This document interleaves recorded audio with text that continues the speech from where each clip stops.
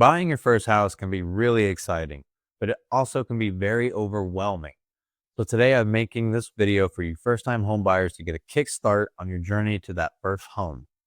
I'm Cody Bockheim. I'm your Putnam County realtor. If you're looking to buy or sell anywhere in Northeast Florida, please reach out. I'm happy to talk. So today I'm going to go over 5 key points for you first-time home buyers to kind of ease you in so you're not just stepping into the dark and having all this information blasted at you all at once. This kind of gives you a little kickstart. By all means, it's not everything, but it's definitely going to help you. I was in your position not that many years ago, so it will help. After we go over the tips, I'm actually going to take you to Satsuma, which is a little bit south of PALATKA.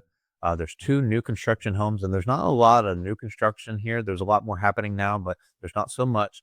So it's nice. These houses are right next to each other. There's no others that are around there that are new.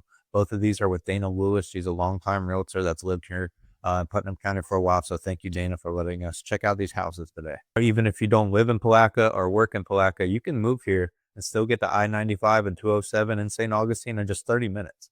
You can also get to the beach in 40 minutes. So you can have the Putnam price, but still work in St. Johns County if you needed to. Okay, so number 1 is going to be getting pre-qualified.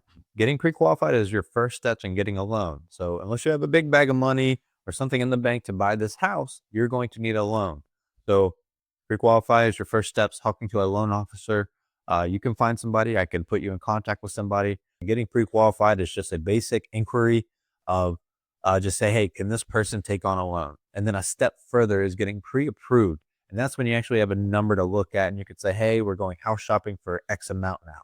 And so me as a realtor, and I know other realtors do as well, we're not showing any homes without some source of funds, really. So if we don't see any type of pre-approval letter or we don't see that you have money in the bank, we're probably not going to take you anywhere because it turns out to be a waste of time for everybody in the long run. If they're not really serious about buying a home, you have to show that. Now, when you start this loan process from the very beginning, when you start giving them your information up until you close on your home, you have the keys to your house, you're on your couch, and it's all said and done. You need to keep full stability with your finances and make no changes whatsoever. You want to save as much as possible, and your loan officer will talk more in depth with that, but you want to show complete stability. You want to not make any changes, no purchases that are going to be payments. You want to keep your same lifestyle that you've kept because really it just takes about 30 to 45 days to close on a house. So just suck it up, save your money and do it, and then go spend or do whatever you need afterwards. So that's a lot of things. People go like to buy a car during the process. It messes everything up because your loan is based off of what you submitted before. So if you make purchases that increase your debt since then, you're going to have a whole can of worms by doing that. So just keep it simple. Okay, number 2 is going to be knowing your monthly budget. It's not just your mortgage you have to think about. All right, once you're in that house, what type of house are you in? Are you in a townhome or a condo with an HOA? What is that HOA going toward? Are you in a home in a private rural area where you have to take care of your septic and well system? So these are things, they're not hard, but you need to know them, have some foresight, and think about what your life is going to be like after you actually move into that home. Utilities, even, you're going to have to use some money to create an account for your electric, water, whatever it may be, for a deposit, and then your monthly bill. So a little bit of foresight when it comes to that. Do you have a big yard that you're going to have to mow, pay somebody, pest control? Do you have pool maintenance? So little things like that, just keep in mind. Now your mortgage, that's going to be your loan, your taxes, and your insurance all put together. And in most cases, you'll have a mortgage insurance, but that'll be in your loan as well. So those 3 things go together to make your mortgage. Number 3 is knowing what type of loan options you actually have. So there's more types of loans that are suited for different people. And you as a first-time home buyer, you're probably going to be more suited for an FHA, a Federal Housing Administration loan, or USDA, which is U.S. Department of Agriculture loan. Some of you, if you're a veteran, active duty, eligible spouses, or veteran in general, you can do a VA loan, which is actually 0% down. The house has to be a little bit more turnkey ready. With these first-time home buying loan programs, you're not looking for fixer-uppers. Nothing like that, because you're also going to be getting into inspections and you want something really turnkey as much as possible when buying with these first-time home buying programs. You may be able to get a conventional loan. That's not a problem. but it is more suited for people that have well-established credit and a good financial profile. FHA is more geared for moderate income with lower credit. USDA is for more rural and agriculture applications. Maybe you want to be somewhere really far, but it does apply to a lot of Florida. So please check your USDA eligibility. Most of the time, you do have to have a pretty good credit score for that. Some instances, if you pay more of a down payment on a loan, it can kind of counter you having a not so great credit score. So all of this you will speak about with your loan officer, and realtors know a little bit, but they are the money side of the deal. So your questions with them, money, anything with your loan really needs to go to them first, but a good realtor and loan officer will be in constant communication so you're not going back and forth. So your VA, which is Veteran Affairs, and USDA, U.S. Department of Agriculture, those loans are 0% down payment. FHA is 3.5% of the total sale price of the home. And conventional, you can go up to 20%. You usually want to do that. You can go as low as 3% with some first-time homebuyer programs with conventional. When it comes to loans, another thing I really advise you to do, you may not want to be in a new construction home or community, something like that. But I will tell you, these new construction homes, they have in-house lenders for the loan that you would be getting to buy that new construction home. Every day that that newly built home sits there without someone in it, technically it wastes money to them. It's throwing out money. They want you in there fast. They want to sell that house as fast as possible. So they give you great incentives. Not all the time, but right now it's especially a buyer's market, and they'll pay closing costs. They'll give you a really low interest rate introductory for the first year. They'll buy down your rate, just super incentivized to get you in that home basically. Now, private homeowners just selling their house, they can give you incentives as well, but it's money out of their pocket.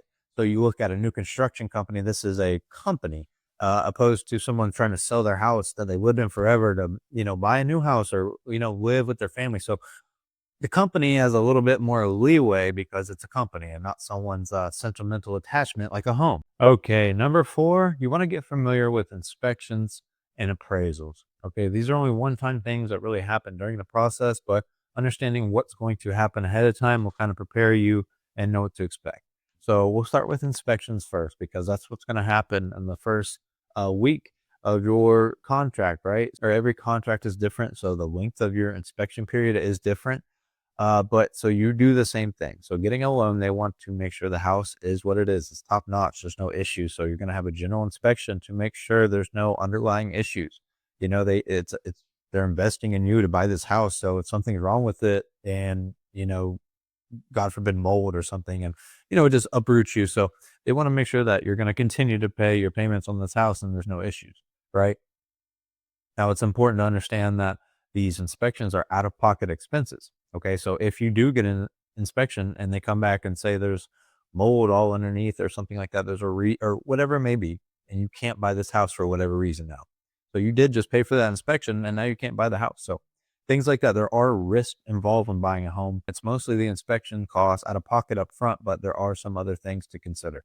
Now, during this inspection period, you do have some leverage. So if it's a buyer's market like it is right now in my area, if something comes back a little wonky and you don't like it, you could say, "Hey, well, this came back." This time you don't want to mess with the price. Maybe they can try to repair something before you even move in there or something like that. It's a small ask. It really just depends, and everything's different. So everything is negotiable. But just keep that in mind. Depending on the market, you may have some leverage if something comes back on that inspection report, especially if it's an issue with your loan provider. Yes, that has to be fixed or you're not going to get that loan. But if it's something you personally don't like, small ask, most of the time they get taken care of. Now, a good listing agent will usually know about anything that will come up ahead of time. They're already inside and outside that house because they want to make sure it gets sold. So they're not looking for any surprises near the finish line that's going to uproot this whole thing, right? So if there's a home that needs a roof, most of the time they won't repair it and then sell it, right? Because that's out of pocket expenses for the guy trying to sell the house. So they can talk to a roofer, say, "Hey, we're gonna get a quote. We're selling the house when you come along, the buyer, and we get a contract going. We have the understanding that this selling price is with a new roof getting put on after you get on a contract. And then that will all get done. No out of pocket for you. You get it worked out. It is their problem. And, there's ways to work around it too. Many vendors are like this. Not everyone will, but you can pay them at the closing table when you finally get to the closing table and your loan provider's there. So your money's paying for the house, then that money gets put toward the roofer and he gets paid when you move in. So it's not just roofers too. There's other vendors that do that, HVAC, especially. So, you know, keep that in mind when you're looking at houses. If it says new roof with contract, that's something like that because they already know that your loan probably not going to say okay to that roof. So they're already expecting it need to be repaired. And that's good. That means they're trying to sell that house. They're thinking ahead. Okay, the next one is appraisal. And it's basically the same thing as an inspection, but for money. And to go in there and make sure this house appraises for the cost that you're buying. So in a seller's market, when everyone's competing offers and the prices are way high, all that, that's your worst enemy as a first-time home buyer. You're not trying to do that. It's because it's most of the time going to be over inflated pricing and it's not going to appraise properly. So if you're trying to buy a house that's priced at 250, your appraisal comes back at 240, your loan people are not going to give that to you. So you have an option there. You either have to back out because you are protected if your appraisal doesn't go through. That's part of the contract we'll write for you. And we'll get into the nuance of how you're protected in some things, but it takes time. But so you can either back out of that deal because it didn't appraise, or you can work with the seller and renegotiate and maybe have him come down on the price. Depending on who they are, they might tell you to kick rocks. So that's something to keep in mind because if you get to that appraisal and the seller doesn't want to work with you, all of those inspections and whatever out of pocket expenses, the time, the effort that you put into this deal is gone now. So keep in mind, there are risks. You just got to know about them. Okay, number 5, you need to think long term. All right. Not everyone has the liberty of picking and choosing where they can move. You want to be a little bit choosy and think about your future. Okay. Are you starting a family? Will you be maybe moving someone in with you in a couple of years? Maybe your mother or dad or somebody, they're getting older. They're, whatever it may be. Have some foresight. Okay. Are you near a school? What's your career like? Do you think you're going to be changing? Are you near a highway? Is it a tourist area? So just a little bit of foresight when it comes to that. And if you're thinking really down the line and you want to be here forever, maybe even go to the county website and look at the future land use map. They have, I think it's like 10 years at a time or 20 years, but you can see, if you're in a zone for, residential, look around there on your map and maybe you see that it's going to be commercial in 10 years over there, a little bit by there. So that means there are going to be some businesses or whatever it may be. Maybe you don't want to be by that. So if you're anal about not being by a certain thing, you can check a future land map per county, and that'll help you out a little bit as well. There we go, guys. There's your 5 tips. Talk about getting pre-qualified early, knowing your monthly budget, knowing your loan options, inspections, appraisals, and thinking long term. Are you buying for just now? Are you thinking about 10 years from now when you got your little kids running around? So let's check out these houses in Satsuma. Again, these houses are just 30 minutes from I-95 and 207 in St. Johns County. If you're somebody who lives in St. Augustine or works there and want to move to Putnam and get that Putnam price, it's a quiet area near Dunn's Creek, St. Johns River, Crescent Lake, and still just 40 minutes from the beach. So these 2 houses are great for first-time home buyers or a small family even. So let's check it out.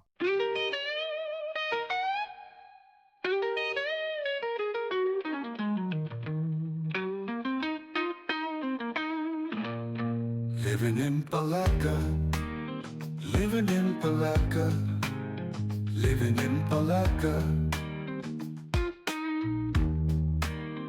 living in Palatka, living in Palatka.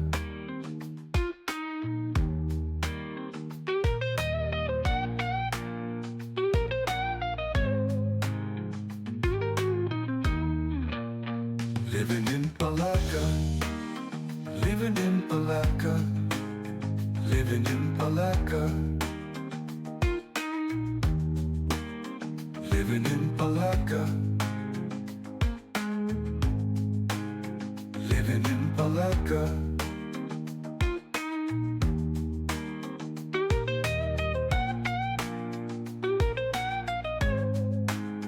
Living in Palatka.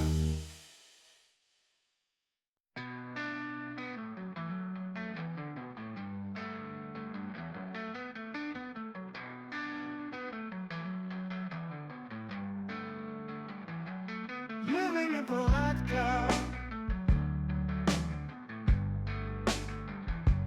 Living in Palatka. Living in Palatka.